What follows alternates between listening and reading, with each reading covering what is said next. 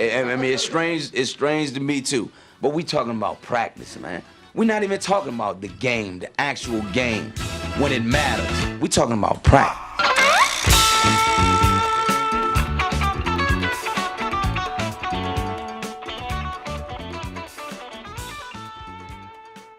Salut à toutes et à tous, c'est Yos, bienvenue dans un nouvel épisode de Symbiose. Je suis de retour, j'espère que vous allez bien. C'est avec grand plaisir que je suis derrière le micro aujourd'hui.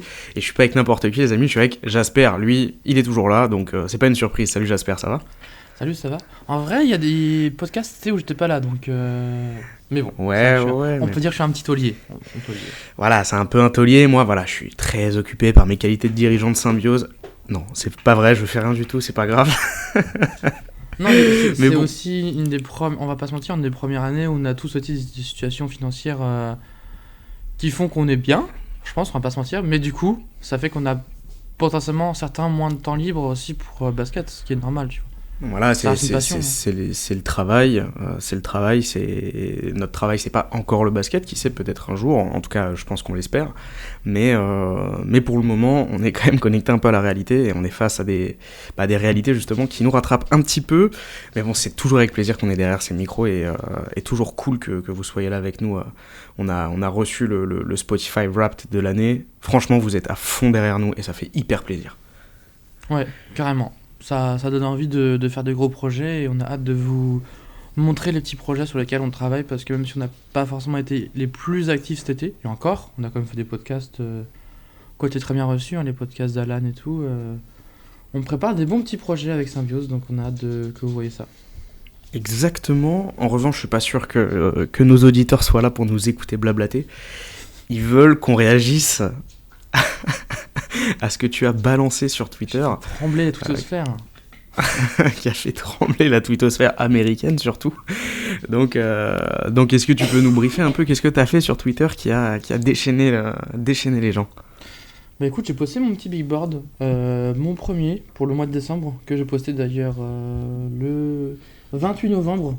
Donc déjà j'ai dérogé à la règle. Mais j'ai posté un petit big board histoire d'avoir un petit peu... En général, ce genre de big board, c'est plus une sorte de watchlist, plus que vraiment un classement, parce que le classement, en fait, va plus correspondre tout ce qu'on va avoir en EYBL et en high school qu'en NCAA, parce qu'en NCAA, l'échantillon, c'est une dizaine de matchs, et l'échantillon de matchs contre Navy ou High Point, sans manquer de respect à ces facs-là, c'est pas des gros matchs. Il y a certaines équipes qui ont joué des gros matchs, notamment Duke, qui a eu quelques gros matchs en prime time, mais l'échantillon est trop faible. Et je pense que j'avais fait un truc là-dessus. On sous-estime aussi que y a que 10 matchs NCAA pour l'instant, quoi. Il y a beaucoup plus de matchs à high school, donc les classements qu'on va voir, tous les boards que vous allez voir sont faits très souvent par rapport au high school, plus que par rapport à l'NCAA. Tout à fait. Tu en parlais, et je pense que c'est bien de faire aussi un rappel dans ce podcast. T'en parlais au niveau de Cooper Flag. Les gens se demandaient pourquoi Harper était pas en 1, merde et tout, et toi t'as fait, mais attention, faut pas sous-estimer l'impact de la high school dans le classement final. On l'a vu aussi il y a quelques années avec Shaedon Sharpe qui a rien fait en NCAA, mais qui sortait d'une grosse high school et ça lui a suffi pour être drafté assez haut. Donc petit reminder sur le fait que l'high school c'est hyper important, je pense que c'est pas piqué des hannetons. Donc ce big board, moi j'aime bien, je dois l'avouer. Bon, il y a des choses évidemment sur lesquelles je suis pas d'accord. Je pense que on peut directement commencer à réagir. Est-ce qu'on parle de ton numéro 1 dans ton big board, ou est-ce que tu veux déjà qu'on mette encore un peu plus de contexte sur pourquoi tu t'es fait attaquer ? Dis-moi. Non, je pense qu'on peut parler du 1 et après on répondra un petit peu aux mentions, mais c'est pas forcément des attaques, sauf pour certains, peut-être qu'il y en a qui me détestent, mais... Mon premier joueur, c'est Darren Peterson, joueur qui a toujours été en 1, je pense, de mon côté. Peut-être que tu me demandais il y a plus de 6 mois, vers juin-juillet, il y avait peut-être pour moi une course plus serrée, mais avec ce qu'il nous a fait cet été, et avec par exemple le fait que Divansa n'a pas forcément été très bon, je trouve, en FIBA, et Bouzan n'a pas joué, du coup ça peut redistribuer les cartes. Et malgré le peu de matchs qu'il fait, parce que pour l'instant, Peterson, l'échantillon NCAA, il est très faible. Peut-être qu'on va avoir un joueur qui va faire comme une sorte de Kyrie, c'est-à-dire qu'il Il fait 4, 5, 6 matchs. Il voit qu'en fait c'est le meilleur. Ça sert à rien pour lui de plus jouer. Et en fait il va très vite aller sur le banc. Il y a le cas aussi avec un joueur comme Jalen Johnson, encore Duke, tiens. Ou effectivement Shadon Sharp. À partir du moment où les NBA GM le font des retours comme quoi il sera peut-être 1 ou dans le top 3, à quoi ça sert de se blesser ou de faire une grosse saison NCA. Donc voilà, prospect quand même assez exceptionnel, qui joue du côté de Kansas, pour ceux qui ne savent pas. Il y a des shades de Shai Gilgeous-Alexander, de Kobe Bryant, guard tout simplement exceptionnel. Il suffit de voir juste un match de lui, tu prends un match au hasard, tu vas voir à quel point il est extrêmement fort. Et je pense que la place de numéro 1 va être compliquée à chercher, où je pense que Cam Boozer, c'est celui qui peut-être plus aller chercher au Quentance, mais il faut faire une saison qui serait très très très violente pour, je pense, prendre la place de Peterson, parce que j'estime que la saison à high school qu'il nous fait, notamment pendant le match à 50 points contre l'équipe de Boozer, je crois que c'est contre l'équipe de Boozer, où il se qualifie, il fait un match à 50 points où il les emmène en overtime et ensuite il fait le buzzer beater. Ce genre de perf, que ce soit chez nous, mais chez aussi les GM, ça les a marqués, je pense. Évidemment, ça les a marqués. Comme tu l'as assez bien dit, moi ça fait aussi un petit bout de temps qu'il est un peu indétrônable en 1, tout simplement. Tu l'as dit, c'est un prospect exceptionnel. On est dans une caste de joueurs qui électrifie un peu les foules, qui est absolument sensationnel à regarder jouer.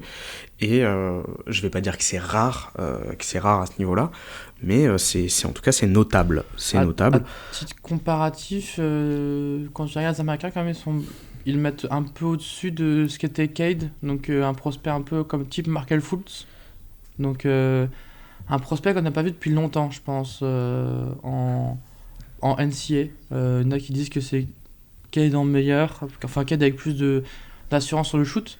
Et quand on voit ce que Cade fait actuellement à Détroit, il y a de quoi être intéressé, ouais.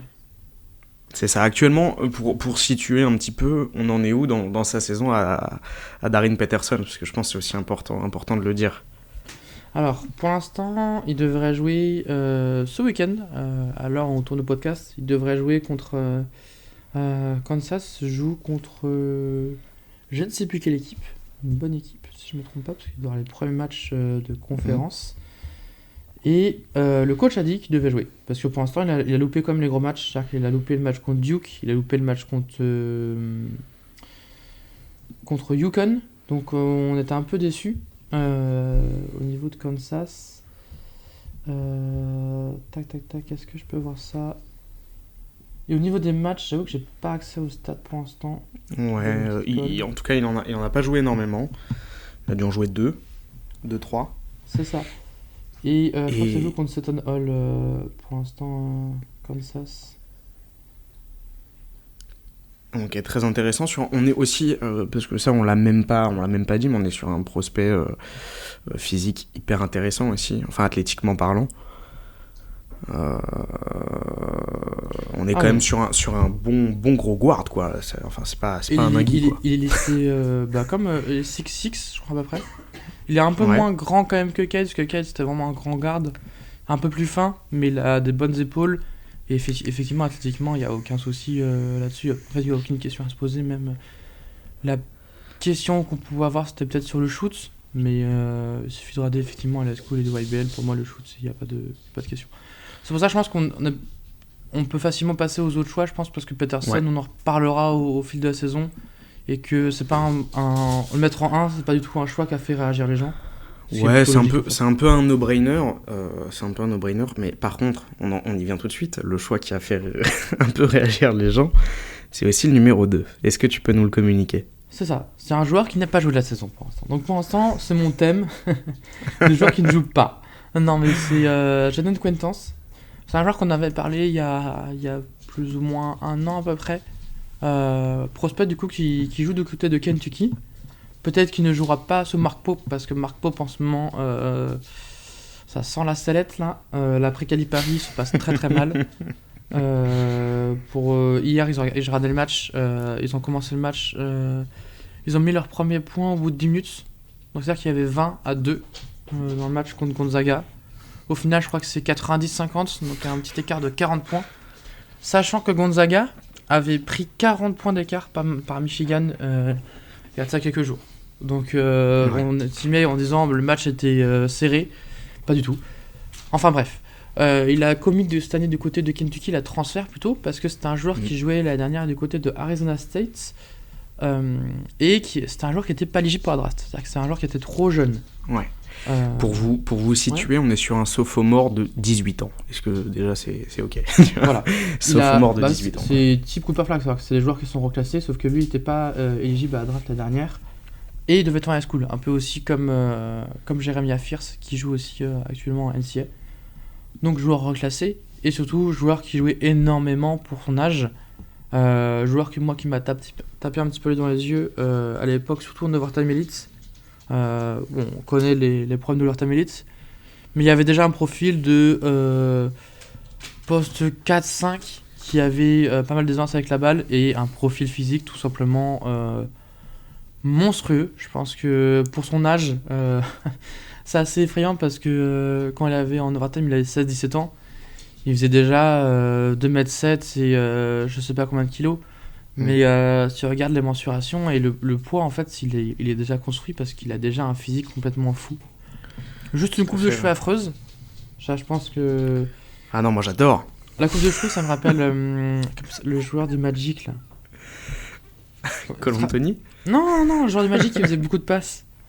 Qui avait une coupe un peu comme ça faisait une banane et ça retombait devant lui. L'époque d'Evan Fournier. Evan Fournier, Aaron Gordon. Il y avait un meneur. On est d'accord, tu vois qui c'est? J'ai plus le nom. Oui, je vois qui c'est, attends. Après, il est passé au Pels, il s'est coupé les cheveux. C'est fou, je l'ai plus. Attends, mais ça doit être genre 2018, un truc comme ça. Bah attends, mais c'est fou qu'on l'ait plus. Mais on voit que je vois tout chez lui en fait. Son shoot là, horrible. Magic. Non mais je vois très bien la coupe. Je vois très bien la coupe. DJ Augustine. Non, Cam Non. 2016 peut-être, non. Frank Vogel. Un peu vieux ça. Jody Mix. Bah c'est la saison avec Fournier et tout donc. Ouais. On n'avancera pas le podcast, on ne trouve pas, je vous le dis. Elfrid Payton, voilà. Elfrid Payton. On est dans ce genre de coupe, donc vraiment bizarre. Par contre, effectivement, si on peut revenir juste pour le profil physique.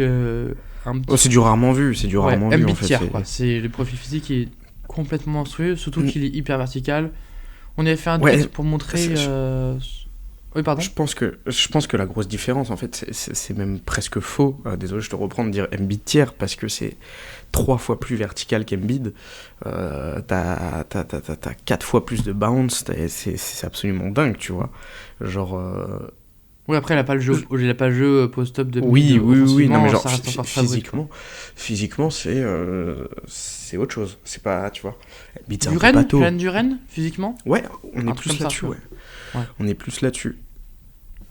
Voilà. Mais pourquoi je le mets en contreur absolument fou, machine highlights aussi, hein, par exemple.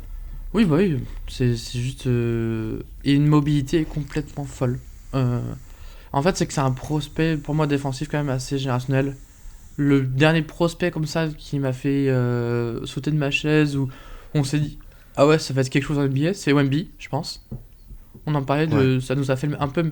Bon, Wemby, ça reste un effet encore plus différent parce que t'as le différentiel de taille où tu te dis en fait le mec est juste complètement fou. Mais le côté, vraiment, il peut faire des séquences où t'es émerveillé. Flag avait un petit peu ça, peut-être plus en high school. Mais connaissance de ce qu'on pouvait voir aussi à son âge, contre des mecs qui avaient genre 20, 21 ans, lui il était même pas éligible pour la draft, et il nous faisait des séquences. En fait, il y a des flashs trop intéressants. Les flashs offensifs, on va plus les regarder du côté de l'Overtime Elite, avec du shoot à longue distance, des séquences aussi balle en main. Mais il y a quelques flashs en NCAA où il y avait une action là où il fait un contre, ensuite il prend le ballon et juste il dunk sur un joueur et t'as l'impression qu'en fait c'est séquence type pianiste, c'est-à-dire il contre le ballon, il décide d'aller tout droit et d'un seul coup il y a un joueur sur son chemin et juste il dunk dessus. Donc c'était des séquences qui ont été quand même, je pense, plutôt intéressantes de voir ce genre de flash où t'as l'impression effectivement d'avoir ce côté le grand qui joue chez les petits et profil très intéressant. Après c'est vrai que à voir comment il revient à Kentucky parce qu'il ressort des ligaments croisés. faut pas l'oublier. Donc c'est une blessure qui peut prendre du temps à revenir. Au niveau de genoux, une mobilité, on parlait d'Embiid, on sait qu'Embiid le genou ça va pas du tout. On a pas envie de retrouver la même chose chez Quintance. Mais c'est un prospect qu'on a hâte de voir et qui selon moi vraiment, je pense qu'on oublie trop sa saison la dernière qui était quand même... Je pense que la dernière je l'aurais mis déjà top 3 s'il était éligible. Donc là je me dis, il a une saison de plus en NCAA alors qu'il est toujours aussi jeune. Il y a le facteur blessure certes, il y a le facteur offensif ou offensivement quel genre de big ça va être parce que du côté de Arizona State c'est surtout un big qui joue en tant que rim runner vraiment à la Jalen Duren quand il joue à Memphis pour le coup. Mais on overtime il y avait plus de séquences intéressantes avec des séquences d'isolation, un petit peu aussi plus de pick and pop. Donc à voir, mais Quintance il a un plafond qui est assez terrifiant. C'est un joueur que j'adore, mais voilà, c'est une réaction à ton board. Et là, je vais prendre la voix des réactions et je vais te dire, Jasper, tu te fous pas un peu de notre gueule quand même? On parle d'un joueur qui vient de se faire les croisés, qui shoot l'année dernière à même pas 15% à 3 points. Est-ce que c'est vraiment transposable? Est-ce que c'est un numéro 2 de draft? Voilà, je prends la voix. Moi, j'adore Quintance, mais je prends la voix des réactions de ton board. Qu'est-ce que tu as à répondre à ça? Si on prend la comparaison avec Jalen Duren, au pire, je pense que le pire scénario, le pire case, ça peut être un Jalen Duren où le pire du pire serait il revient pas de sa blessure au genou. Mais rien que dans un rôle de rim runner, pardon, il a été extrêmement efficace et le profil physique. En fait, ce genre de big pour moi c'est tellement rare. Parce que tu vois, sinon c'est des Yves Missy, c'est des mecs qui sont vraiment très cantonnés à un rôle de rim runner. Et il y a un plafond, un plancher qui est quand même assez. Un plancher qui est assez haut, mais un plafond qui est pas forcément très haut. La Quintance, moi ce que j'ai vu en overtime, ce genre de profil pour moi c'est beaucoup trop rare. Un joueur qui, dès son plus jeune âge, a appris à manier le ballon alors que c'est un poste où il sera pas forcément amené. Je pense que ça te fait des ovnis un petit peu. On l'a vu avec Wemby. Wemby avait dit qu'en France il avait beaucoup remercié le fait que ses coachs lui avaient laissé prendre le ballon en main, avoir fait des pick and roll et que ça l'a énormément aidé à se développer parce que sinon il aurait été développé comme un poste 5 vulgaire et il n'aurait pas eu toutes ces qualités et le fait qu'en fait c'est un joueur vraiment atypique. Je conçois, mais pour moi ce genre de profil est trop rare et il te rapporte un minima de risque. C'est-à-dire que, tu vois, aujourd'hui, là, les Hawks, ils ont un très bon pick.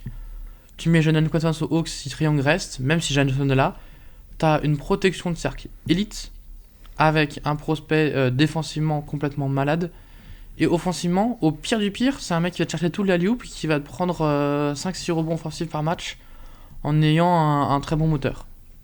Et au mieux, tu te retrouves avec un mec, en fait, où tu fais un axe Jalen Quintance, qui devient complètement fou.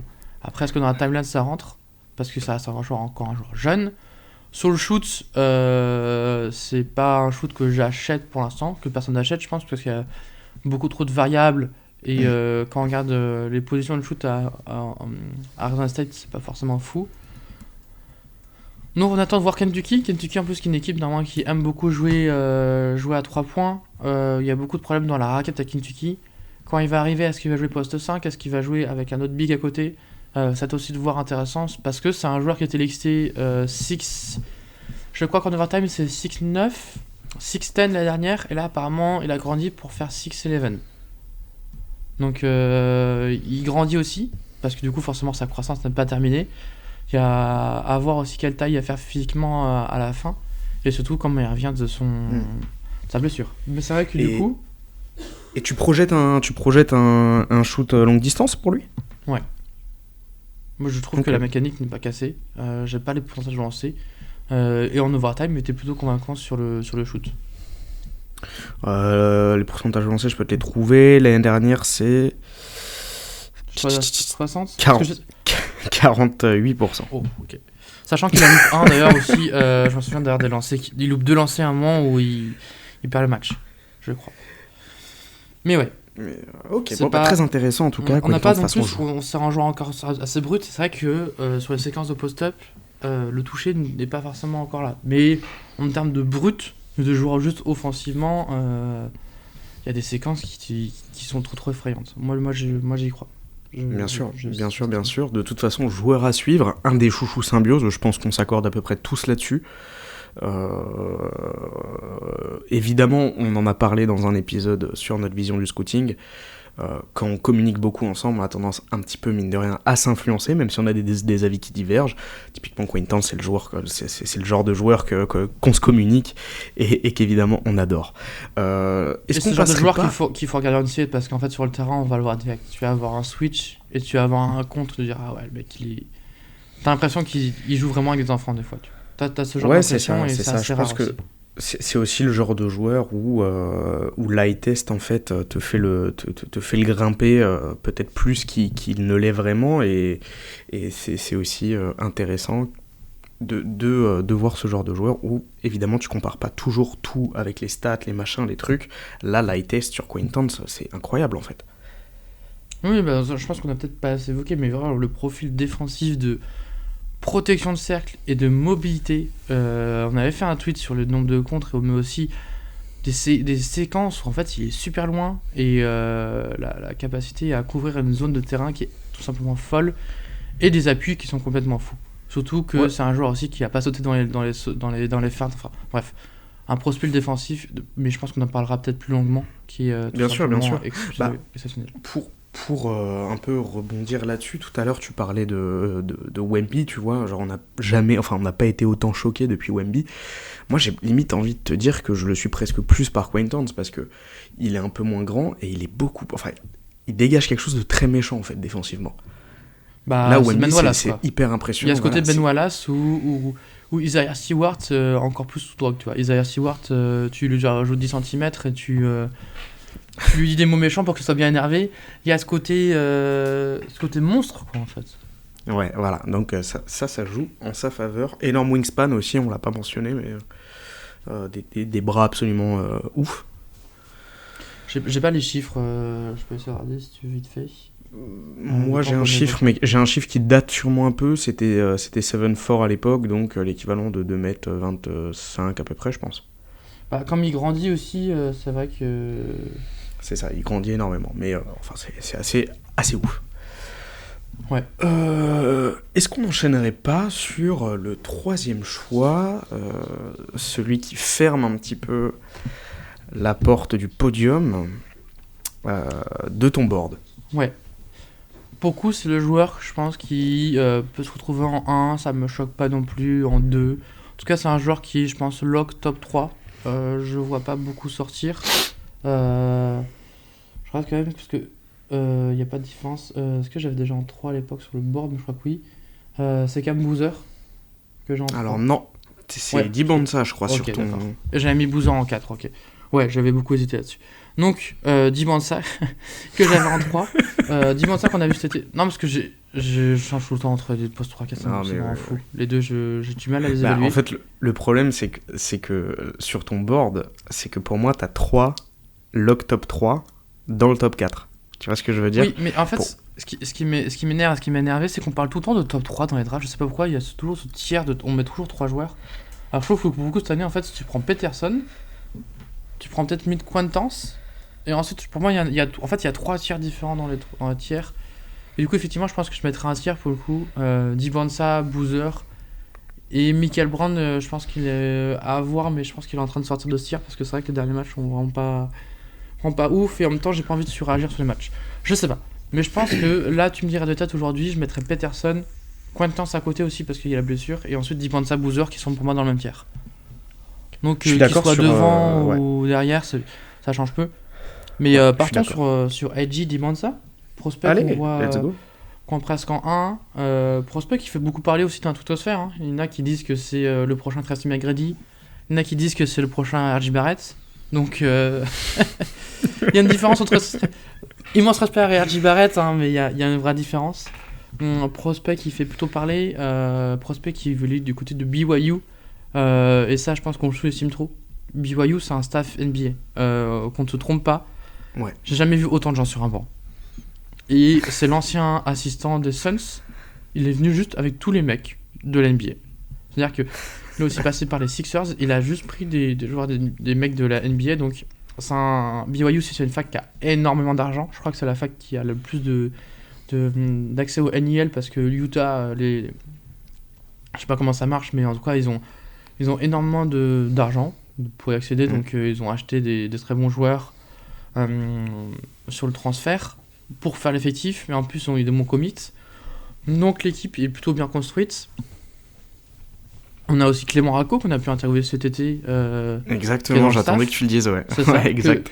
J'ai toujours plaisir à voir sur le banc avec son petit ordinateur là. Ça me fait toujours rire.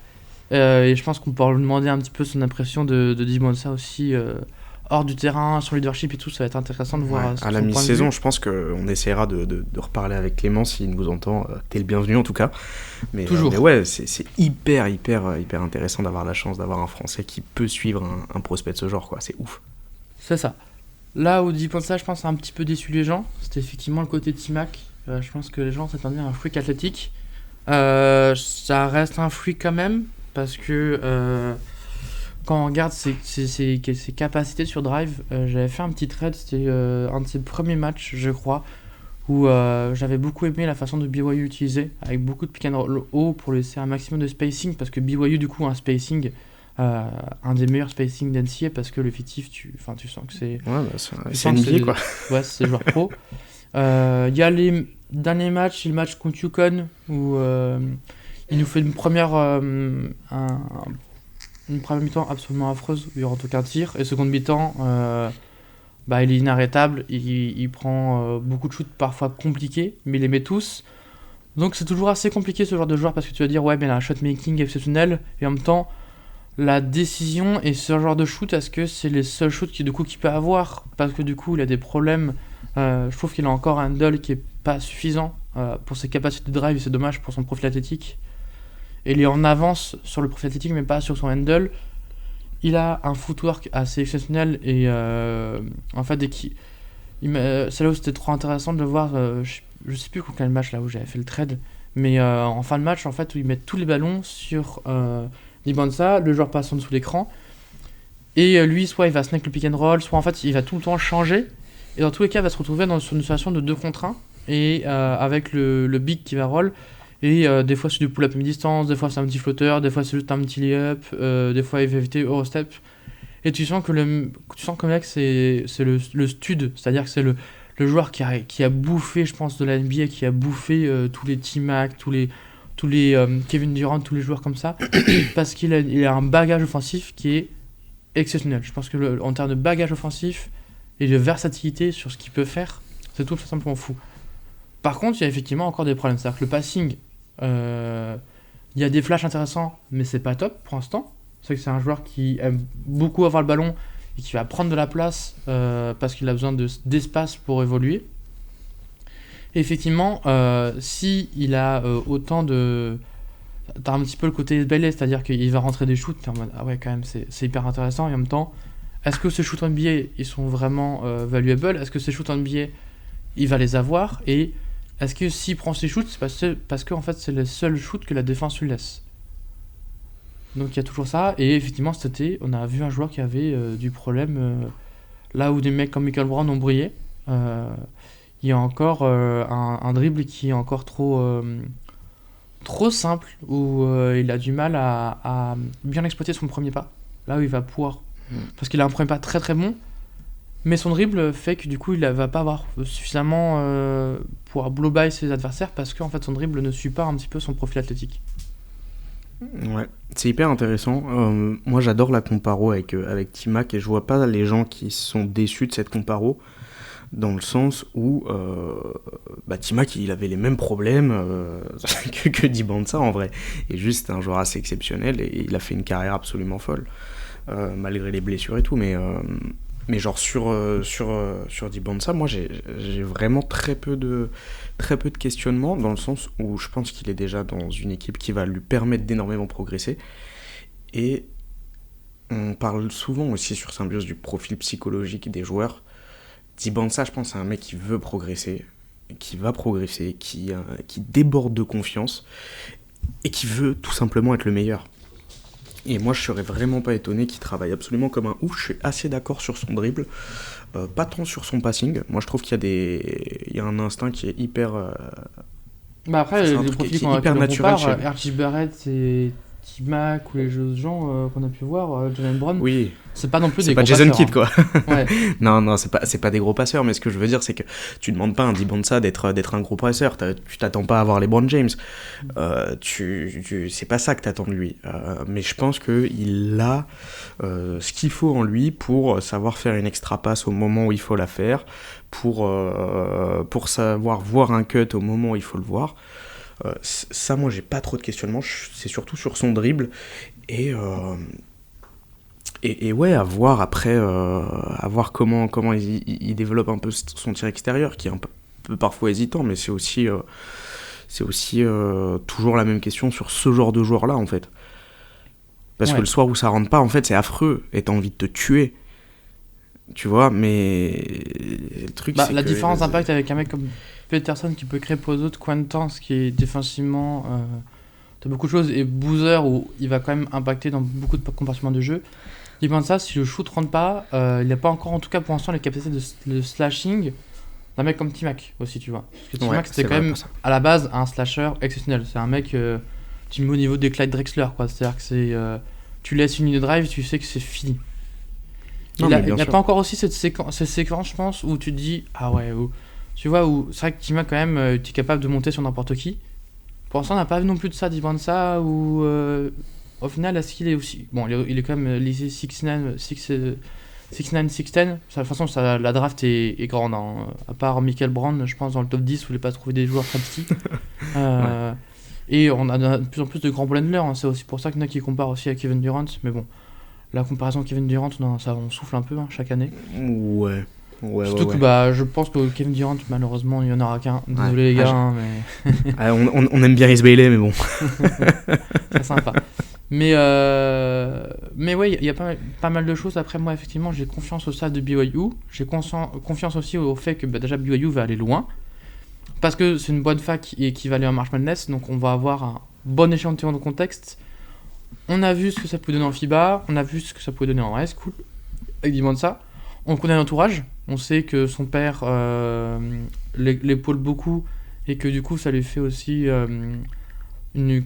pas une hygiène de vie, mais une condition en dehors du terrain où c'est un mec qui a énormément la tête sur les épaules, qui est un énorme bosseur. Nous, on avait pu le voir, je sais plus, en France, à une époque. Je crois qu'on l'avait peut-être vu au All-Star Game, non ? Toi et moi, je sais plus. Non, on l'avait vu Enfin, moi, je l'ai vu au Youngstar Game. Oui, je crois que toi... Mais moi, j'étais pas là. Youngstar Game l'année dernière, ouais. Bah oui, j'étais avec Shaim et Damien. Voilà, donc effectivement, c'est un joueur aussi, je pense, qui aime regarder l'NBA, le basket, et qui a soif d'apprendre. Ouais.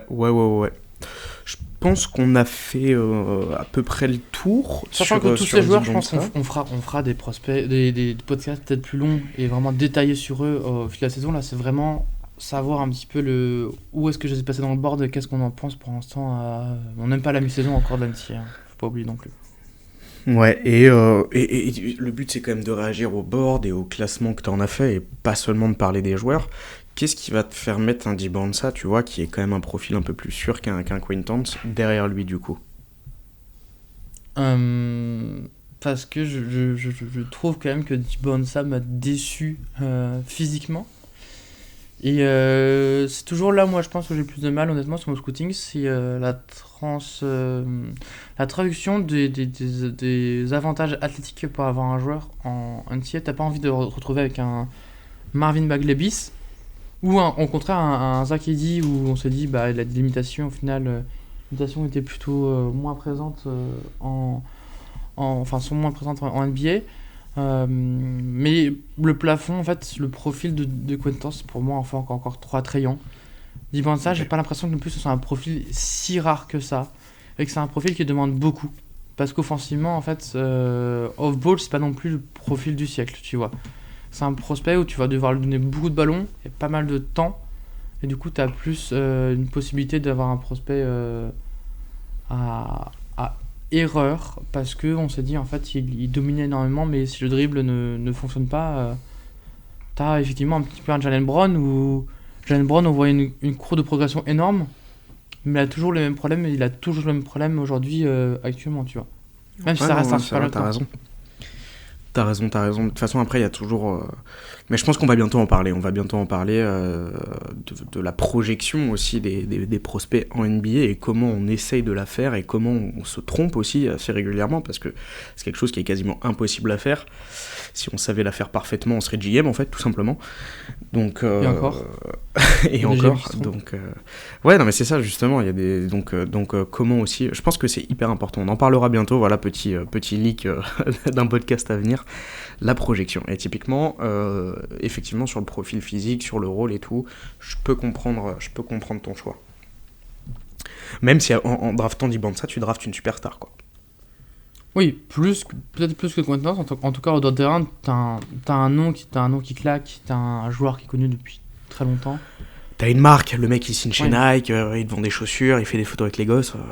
C'est pas négligeable quand t'es une petite franchise, je citerai pas de nom. Mais... Les Wizards. C'est les Hawks qui vont l'avoir. Hein. C'est les Hawks Non, là, tu qui vois. vont faire une saison mid et qui vont se retrouver avec. Ils vont se dire putain, on a Trae Young, Jalen Johnson qui est all-time et Divansa, on fait quoi les gars? Et Rizaché, wesh. Ouais, t'inquiète. Ouais, bah, je pense que le moment où il y a Divansa, c'est très sympa, hein, mais en sortie de banc, ça va être très intéressant aussi. Mais écoute, moi je te propose d'enchaîner sur Cam Boozer parce que tu nous as expliqué que tu les mettais dans le même tiers. Et moi je comprends pourquoi. Est-ce que tu peux nous expliquer pourquoi tu les mets dans le même tiers, tout simplement? Joueur qu'on a vu avec énormément de hype et joueurs On nous a bassiné avec presque. ouais. Et joueurs qui quand même me déçoivent. On nous parle quand même d'une draft qui est très très forte, je conçois, mais j'ai pas non plus le sentiment de me dire, tu vois aujourd'hui, parce que de base Cooper Flag devait être dans cette draft quand même, hein, faut le notifier. Et les gens disent ouais mais Cooper Flag aujourd'hui ici dans cette draft il sera même pas top 5 parce que la draft est hyper homogène. J'ai pas le sentiment, je trouve que pour l'instant il y a beaucoup quand même de prospects qui nous déçoivent en fait. À part Peterson, où on se dit, ah ouais, quand même, c'est le même qu'en high school, c'est-à-dire qu'il est au-dessus des autres et il évolue pas dans le même cours, c'est-à-dire que c'est un prospect NBA parce qu'il fait des actions NBA. On n'a pas eu le sentiment avec Boozer ou Dibanda, on a comme des petits trucs qui nous disent, ah ouais, ça me plaît pas trop. Là où tu vois, où pareil, Cooper Flag, t'avais un peu ça, mais Cooper Flag, t'avais aussi un truc de, ah ouais, le mec, il est reclassé, il nous fait ça, c'est le leader dans toutes les stats de Duke, il emmène Duke en March Madness. Alors que le mec, c'est même pas daron, il a 16 piges, enfin il a 17 piges. Il n'y a pas cette impression en tout cas avec Cam Boozer. Et puis dans le jeu, c'est pas forcément le prospect le plus sexy Cam Boozer. Hein.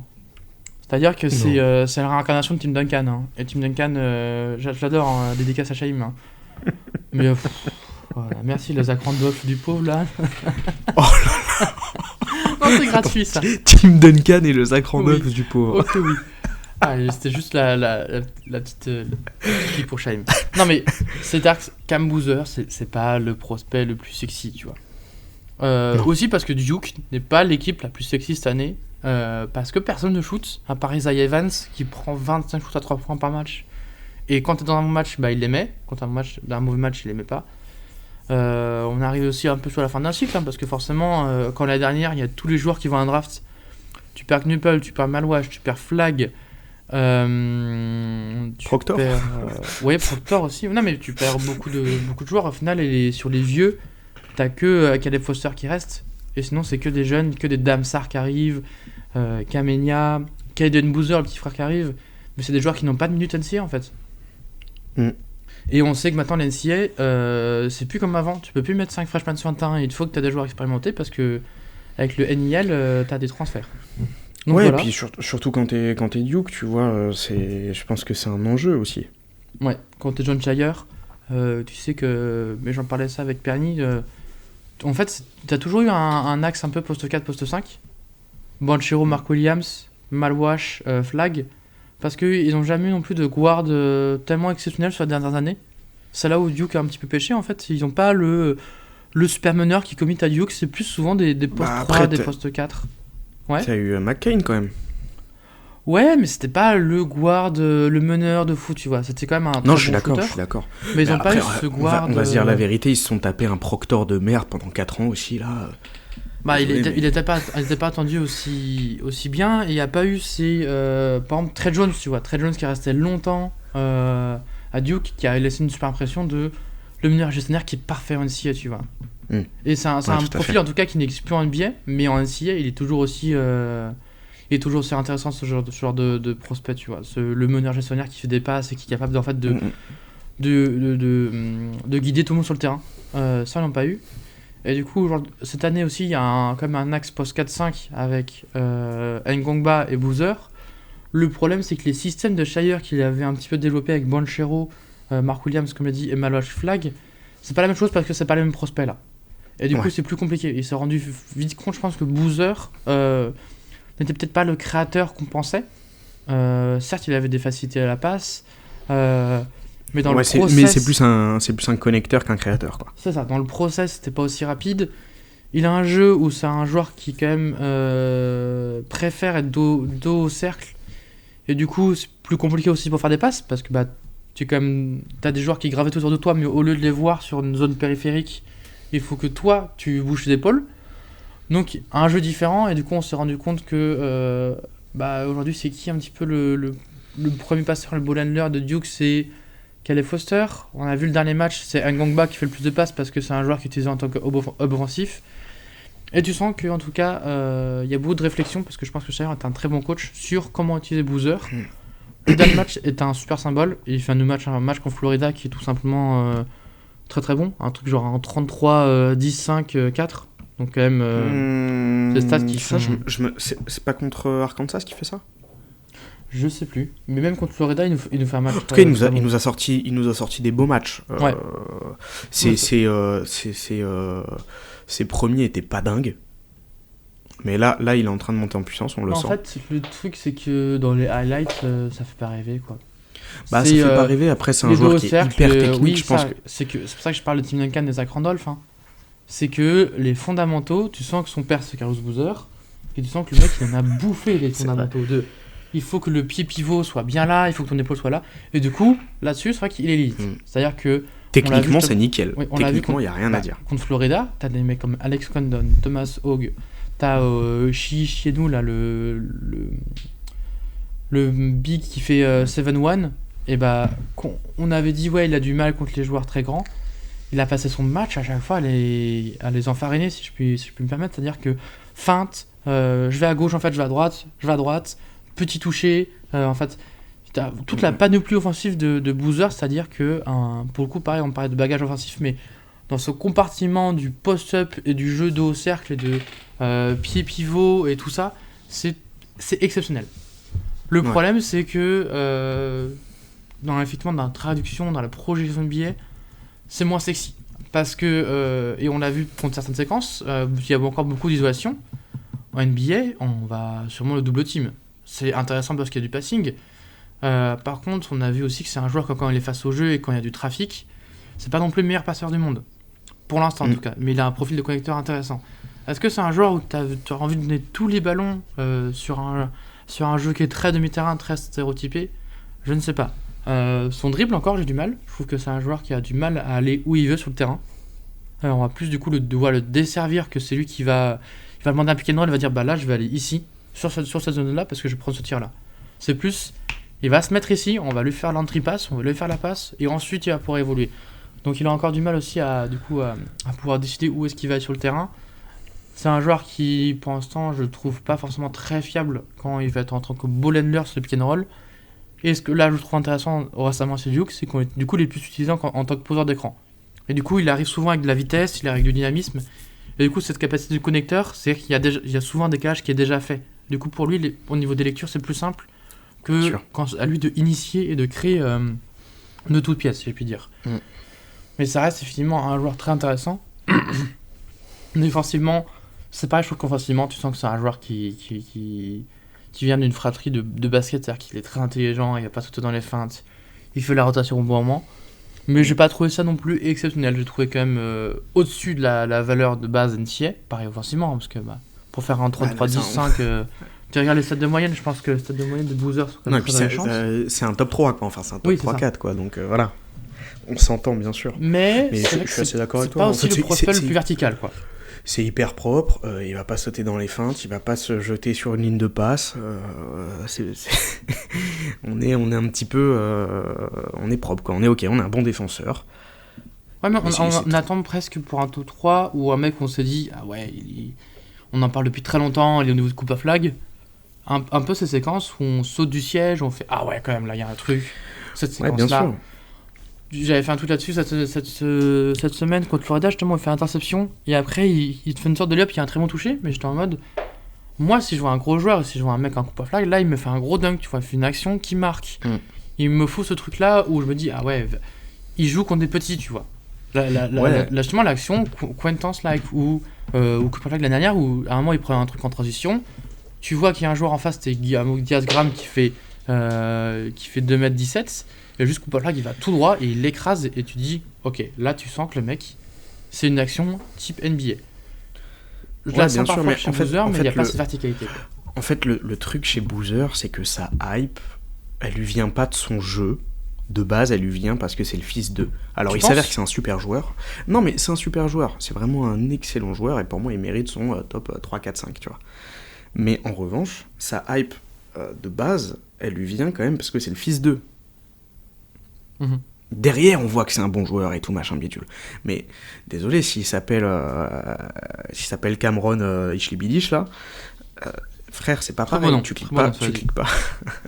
Tu cliques pas pareil, je pense, tu vois. Mais par contre, je minimise pas, pour moi, son classement, il est hyper cohérent, c'est un top 5, tout ce que tu veux. C'est un excellent joueur. Un mec, techniquement, franchement, on est sur le très très haut du panier. Mais voilà, quoi. En fait, le truc, c'est que sa plus grosse qualité, c'est qu'il fait aucune erreur par match. C'est qu'il impacte dans tous les secteurs quand même, parce que son passing, je vais peut-être être un peu méchant, mais il est très bon passing. Il a une très bonne pose d'écran, il sait bouger off-ball, il sait prendre des rebonds offensifs. Il est complet. Mais du coup, ça fait qu'il n'y a pas un seul truc où on se dit, putain, ça c'est trop sexy, tu vois. Ah bah, parce que il y a des séquences où, ok, bah, il pick and pop, ok, bah, il le met. Mais il est tel. C'est peut-être aussi là où les Américains comprennent pas pourquoi, par exemple, certains nous Européens, on le met un peu plus bas et tout, parce qu'en high school, il dominait et tout. Mais que du coup, c'est des choses qui sont pas forcément dans le high test, et même dans les stats, ça va pas forcément se voir, parce que c'est un joueur très complet, qui fait tout parfaitement, qui fait peu d'erreurs. Donc il y a peu de déchets. Mais j'ai pas. C'est quoi son skill le plus élite aujourd'hui, c'est quoi? C'est son jeu au poste? Ouais, je pense. C'est sa capacité à se frayer un chemin au cercle. En fait, ce serait la capacité beaucoup à marquer des points au cercle. En fait, ouais, et puis c'est tout, c'est son IQ, c'est... Ouais, c'est ça, mais du coup, c'est pas sexy, on va pas se mentir. Non, Et c'est pas on a vu sexy. aussi En revanche, demain t'es une franchise, tu draftes ce mec, c'est une putain de valeur sûre, quoi. Ouais, mais est-ce que c'est une superstar? Tu as dit exactement ça? Mais non, c'est Tu pas vois, une c'est superstar. pas que j'aime bien les comparaisons avec Kevin Love. Kevin Love, c'est pas forcément une superstar. Et je vois les compas de Kevin Love Boozer, peut-être le Kevin Love de Minnesota, donc le Kevin Love là, qui nous prend 18 rebonds par match, et qui est exceptionnel et qui a un bout shoot à 3 points, plutôt que le Kevin Love. En même temps, on va pas parler du Kevin Love de Cleveland il y a 2 ans, mais. Non, Mais- non, moi, je suis d'accord avec mais toi. Kevin en Love, fait, ça a jamais c'est ta été non troisième plus option. le- C'est une troisième option de deux choix, quoi. 2e ou 3e, ouais, c'est ça. Je vois pas me dire. Bah, tu vois, pareil, Banchero, Banchero, on a longtemps pensé que je pense que c'était une première option. Tu voulais faire ton équipe autour de ça. Perso, moi, non. Bah, nous, on disait qu'il avait des crampes et qu'il était nul. Hein, voilà. On se rappelle de Slave Twitch où on dit qu'on n'est pas très haut sur Banchero parce qu'il avait des crampes et qu'il a un problème de moteur. Est-ce qu'on avait si tort? Non, mais. Voilà. 3 ans après, on va c'est toujours un le même joueur joueur. sur lequel, bah, tu vois, aux Hawks, pareil. Parce que les Hawks vont avoir un pic dans cette draft. Tu l'entoures de Jalen Johnson et de potentiellement Trae Young, c'est très bien. Par contre, tu te dis, non, on va faire un axe Jalen Johnson, Boozer, on les met au même type, au même niveau. Bah, désolé, mais je préfère largement Jalen Johnson et dans le futur aussi, parce que profil plus intéressant et que je préfère faire mon idée autour d'un mec comme Jalen Johnson, pas autour d'un mec comme Boozer. Donc, t'as peut-être genre ton role player de luxe, disons-le. Ouais. À la draft, quoi. Donc effectivement, est-ce que tu prends pas le risque quand une équipe comme les Wizards de dire bah nous je sais pas, il y a Michael Rowan pas loin, il y a Dibansa, Là, franchement, les gars, faut qu'on gagne parce qu'on se prend des roses tous les matchs. Est-ce qu'avoir un joueur complet qui va très bien évoluer, qui va